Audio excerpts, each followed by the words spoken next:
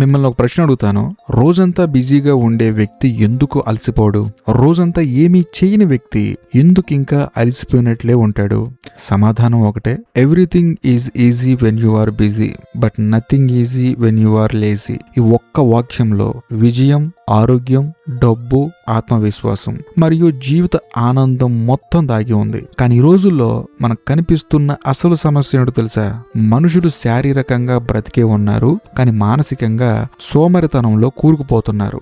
మీకు తెలుసా, మనిషిని నాశనం చేసేది కష్టమైన పని కాదు, ఏ పని చేయకుండా ఉండే సోమరితనం. బిజీగా ఉండటం అంటే కేవలం ఏదో పని చేయడం కాదు, మీ జీవితానికి ఒక అర్థం ఇచ్చే పనిలో మునిగిపోవటం. సోమరితనం అంటే మీ శరీరం విశ్రాంతి తీసుకోవడం కాదు, మీ మనసు తన బాధ్యతల నుంచి పారిపోవడం. ఇదే ఈ తరం ఎదుర్కొంటున్న అతి పెద్ద మానసిక రోగం. మొదటి 5 నిమిషాలు ఫోను, తర్వాత ఇంకో వీడియో, తర్వాత సోషల్ మీడియా స్క్రోలింగ్, చివరికి చూస్తే రోజు మొత్తం అయిపోతుంది. ఆ స్క్రీన్ వైపు చూస్తూ గంటలు గంటలు ఎలా గడిచిపోతున్నాయో మీకు ఎప్పుడైనా అనిపించిందా? సమయం లేదని మనం అబద్ధాలు చెప్పుకుంటాం, కానీ నిజం ఏంటంటే మన చేతిలో ఉన్న సమయాన్ని ఎలా వాడుకోవాలో తెలియక చంపేస్తున్నాం.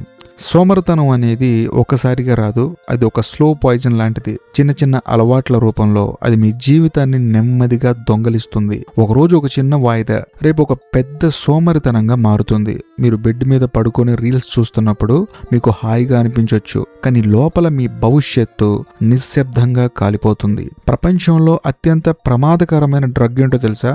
గంజాయి, మత్తుమందులు కాదు, కదలకుండా ఏ పని చేయకుండా కూర్చునే కంఫర్ట్ జోన్. ఆ జోన్లో ఉన్నప్పుడు చాలా సేఫ్గా అనిపిస్తుంది, కానీ అక్కడ ఏమీ మొలవదు, ఏ అభివృద్ధి జరగదు. మీరు ఏమీ చేయకుండా ఖాళీగా కూర్చున్న ప్రతి సెకండ్ మీ సొంత చేతులతో మీ శక్తిని సమాధి చేస్తున్నట్లే. మీరు ఎప్పుడైనా గమనించారో లేదో, ఏమీ చేయకుండా ఖాళీగా ఉన్న రోజే మీరు ఎక్కువ నీరసంగా ఉంటారు. ఒంట్లో ఓపిక లేనట్లు, తల భారంగా ఉన్నట్లు, ఒక రకమైన డిప్రెషన్ మీ చుట్టూ అల్లుకుపోతుంది. కానీ ఏదైనా ఒక పనిలో పడి పరిగెత్తిన రోజు మీలో ఒక తెలియని ఎనర్జీ కనిపిస్తుంది. సోమరితనం అనేది శారీరక అలసట కాదు, అది మీ మనసు ఆడుతున్న ఒక మైండ్ గేమ్. ఇప్పుడొద్దు, రేపు చేద్దామని మీ మనసు మీ చెవుల్లో సాకులు చెబుతుంది. మీరు ఆ సాకులను నమ్మి అక్కడే ఆగిపోతున్నారు. దాంతో మీ ఆలోచనలు మొద్దుబారిపోతాయి, మీ ఆత్మవిశ్వాసం అడిగంటిపోతుంది. మీకు తెలుసో లేదో, సోమరితనం మీ కళ్ళకి ఒక అద్దాన్ని తగిలిస్తుంది. ఆ అద్దంలోంచి చూస్తే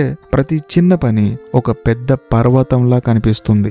ఒక చిన్న మెయిల్ పంపడం, ఒక 5 నిమిషాలు చదవటం, లేదా ఒక చిన్న నిర్ణయం తీసుకోవడం కూడా మీకు ప్రపంచంలోనే అత్యంత కష్టమైన పనిలా అనిపిస్తుంది. సమస్య పని పరిమాణంలో లేదు, సమస్య మీ మనస్సు పడిపోయిన నిశ్చల స్థితిలో ఉంది. మనం చాలాసార్లు అనుకుంటాం, నేను ఎందుకు ఇలా తయారయ్యాను, నాలో ఎందుకు ఈ బద్ధకం పెరిగిపోయిందని. దీనికి కారణం మీ జీన్స్ కాదు, మీ చుట్టూ ఉన్న ప్రపంచం. ఈ రోజుల్లో ప్రతిదీ ఒక క్లిక్ తో మీ చేతికి వచ్చేస్తుంది.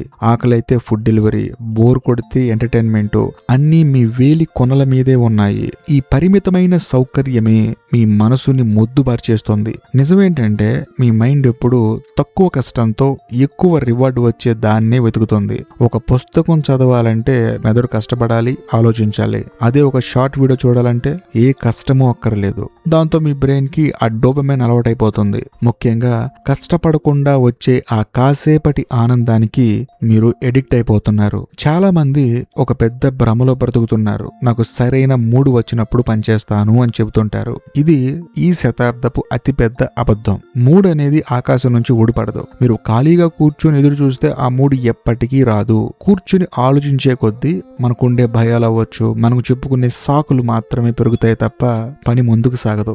మన మనసు ఒక వింతైన ఫ్యాక్టరీ లాంటిది. దానికి పని అవ్వకపోతే అది అనవసరమైన భయాలని, అనుమానాలని తయారు చేయడం మొదలు పెడుతుంది. నేను ఇది చేయగలనా, ఒకవేళ ఫెయిల్ అయితే నా పరిస్థితి ఏంటి, జనాలు ఏమనుకుంటారు, ఈ ప్రశ్నలన్నీ ఎప్పుడొస్తాయి తెలుసా?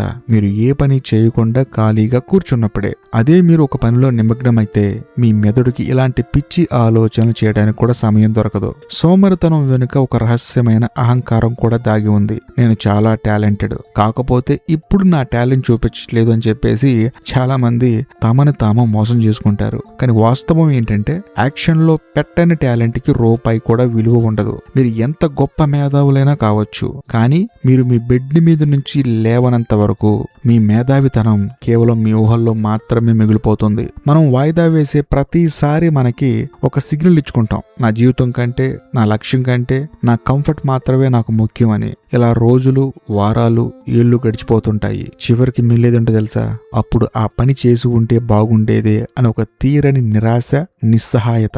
ఓటమి కంటే ఈ రిగ్రెట్ మనిషిని లోపల నుంచి చాలా దారుణంగా చంపేస్తుంది. సరే, సమస్య ఏంటో తెలిసింది, అది ఎందుకు వస్తుందో కూడా అర్థమైంది. మరి సొల్యూషన్, దీని నుంచి బయటపడటం ఎలా? చాలా మంది అనుకుంటారు దీనికి ఏదో పెద్ద మోటివేషన్ క్లాస్ వినాలా, లేదా ఎవరో వచ్చి మనల్ని మార్చాలని. కానీ నిజం ఏంటంటే మిమ్మల్ని ఎవరూ మార్చలేరు. మీరు ఒక అడుగు ముందుకేయాలి. దానికి కావాల్సింది మోటివేషన్ కాదు, కేవలం ఒకే ఒక చిన్న యాక్షన్. యాక్షన్ అనేది ఎనర్జీని క్రియేట్ చేస్తుంది. 3 వచ్చిన తర్వాత పని చేస్తాను అనే భ్రమ నుంచి బయటకు రండి. పని మొదలు పెడితేనే 3 వస్తుంది. నడవటం మొదలు పెడితేనే శరీరం వేడెక్కుతుంది. మీ మనసు సాకులు వెతుకుతున్నప్పుడు దాని మాట వినకుండా మొదటి 5 నిమిషాలు ఆ పని మీద కూర్చోండి. ఒకసారి 5 నిమిషాల గీతని మీరు దాటారా, ఆ తర్వాత మీ మనసే మిమ్మల్ని ముందుకు నడిపిస్తుంది. కదలికలో ఒక అద్భుతమైన శక్తి ఉంది. ఈ రోజుల్లో ఎక్కువ బాధలు, ఎక్కువ ఆలోచనలు, ఎక్కువ భయాలు ఎందుకు వస్తున్నాయో తెలుసా? మనుషులు కదలడం మానేశారు. లైఫ్ లో బిజీగా ఉండే మనసు ఎప్పుడైనా సరే సొల్యూషన్స్ ని తయారు చేస్తుంది. ఖాళీగా ఉండే మనసు కేవలం సమస్యల్ని మాత్రమే క్రియేట్ చేస్తుంది. అందుకే స్వామి వివేకానంద చెప్పిన మాట కేవలం మీ విజయానికి సంబంధించింది కాదు, అది మీ మానసిక శాంతికి సంబంధించిన పరమ సత్యం. వివేకానంద గారు చెప్పినట్లు, మీలో క్రమశిక్షణ ఉంటే 3 లేకపోయినా మీరు అనుకున్న పనిని పూర్తి చేస్తారు. బయట వర్షం పడుతున్నా, మనసు బద్ధకంగా ఉన్నా, శరీరం వద్దని చెప్తున్నా లేచి నిలబడటమే క్రమశిక్షణ.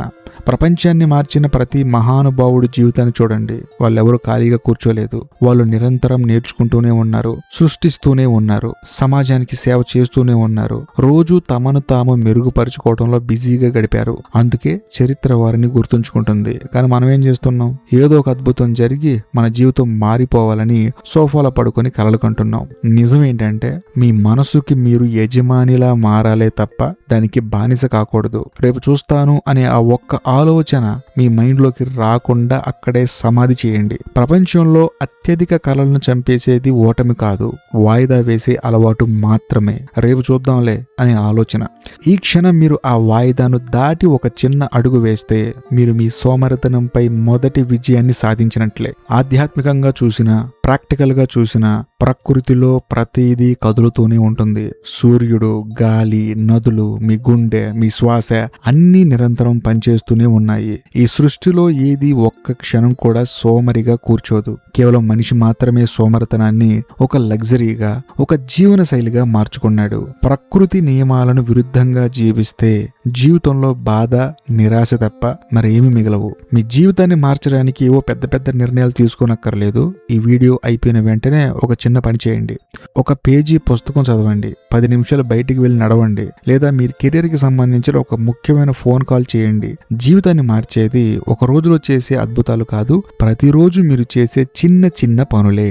దేవుడు కూడా కష్టపడే వాడికే దారులు చూపిస్తాడు. మీరు కూర్చొని ఉంటే మీకు కేవలం సాకులు మాత్రమే కనిపిస్తాయి. ఒకసారి మీరు కదలడం మొదలు పెడితే అదృష్టం కూడా మీ వైపే నడవటం స్టార్ట్ చేస్తుంది. సోమరతనం మీ కలల్ని, సమయాన్ని, ఆరోగ్యాన్ని, ఆత్మవిశ్వాసాన్ని నిశ్శబ్దంగా దొంగలిస్తుంది. కానీ ఒకే ఒక అడుగు ఆ బద్ధకాన్ని చీల్చుకుంటూ మీరు వేసే ఆ ఒక్క అడుగే మీ కొత్త జీవితాన్ని ప్రారంభిస్తుంది. బిజీగా ఉన్నప్పుడు ఎంత కష్టమైన పని అయినా సులభంగా అనిపిస్తుంది. కానీ సోమరతనంలో ఉంటే అత్యంత సులభమైన పని కూడా అసాధ్యంగా మారుతుంది. కాబట్టి 3 కోసం ఎదురు చూడకండి, ఇప్పుడే ఈ క్షణమే లేవండి. మీకోసం మీరు కష్టపడండి. ఈ వీడియో గనక మీకు నచ్చితే లైక్ చేయండి, షేర్ చేయండి, కామెంట్ చేయండి. మీ కామెంట్ కోసం వెయిట్ చేస్తూ ఉంటాను. బాయ్.